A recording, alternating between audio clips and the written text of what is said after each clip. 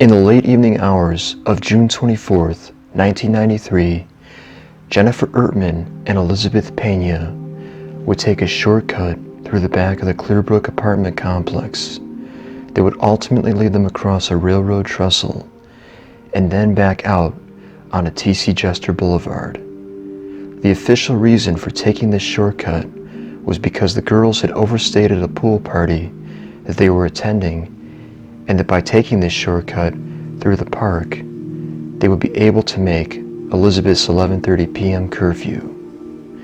Throughout the course of this series, we've debunked this story as being the actual reason for their going through the park. The truth is that they never had the time to make this curfew, and their real reason for going through the park perhaps had something to do with avoiding a certain corner mall plaza at the intersection of West 34th Street and T.C. Jester Boulevard. In the 29 years since this horrible crime occurred, one of the most commonly asked questions that has so far gone unanswered is why didn't their parents simply give them a ride back home from the pool party?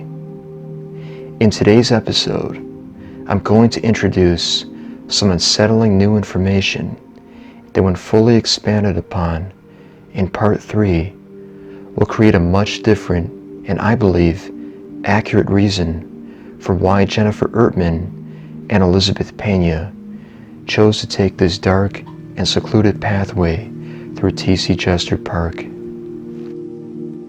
To really understand this dangerous predicament that Jennifer and Elizabeth found themselves in, we need to first understand why this particular block between Mangum Road and T.C. Jester Boulevard was not a safe area for them to be walking around at late at night.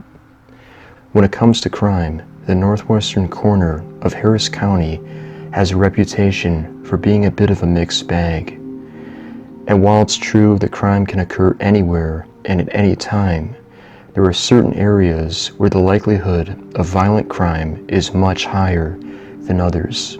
Many Houstonians consider T.C. Jester Boulevard to be a sort of divider between the safe and dangerous areas. Neighborhoods located to the east side of this road, such as the Houston Heights neighborhoods, would generally be considered to be safe and in a desirable part of the city. But the apartment complexes located off of West 34th Street, such as the Spring Hill, Montebella, and Silver Creek apartments, where Gina Escamilla lived, would not be considered to be in a safe area, especially at night. Unfortunately, Jennifer and Elizabeth couldn't have possibly known this as they were walking back to Elizabeth's house. But their decision to split off from their friends and instead walk back through T.C. Jester Park is an interesting one. This indicates to me that something else must have been driving their decision to get off of the main road. The shortcut that they took through the park wasn't necessarily the fastest way for them to get back home, nor was it the easiest. It could be argued that Roslyn Road, located just a block down the street from T.C. Jester Boulevard, would have been a far safer and easier route for the girls to have taken.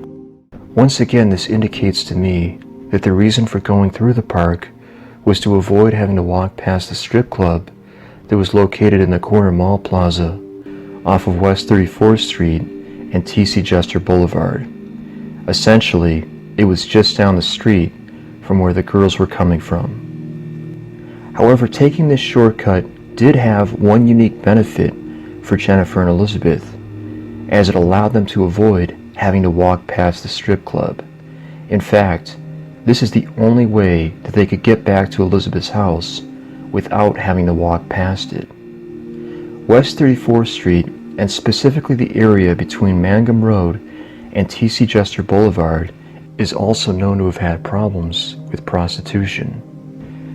Since there's a greater chance that they might have had an unwelcome encounter with a stranger who might have confused them as being workers in the adult industry, especially at this late hour of the night, I can see why Jennifer and Elizabeth might have wanted to take this shortcut through the park so as to avoid such an encounter.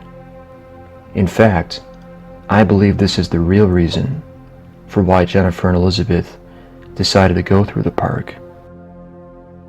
I'm going to present to you a map of Houston, Texas, which shows the areas where prostitution arrests are at their highest.